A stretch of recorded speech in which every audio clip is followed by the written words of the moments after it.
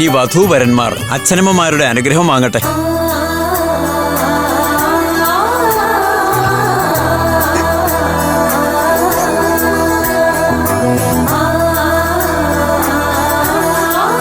നന്നായി വരും.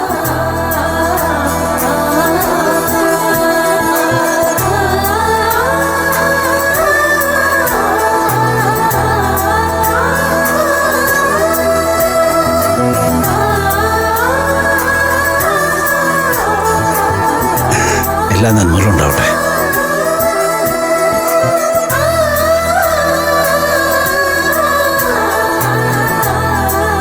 ദിവ്യ, അമ്മയുടെ അനുഗ്രഹം വാങ്ങ്. ഇല്ല, എനിക്ക് ഇവരുടെ കാല് തൊട്ട് വന്നിക്കാൻ പറ്റില്ല.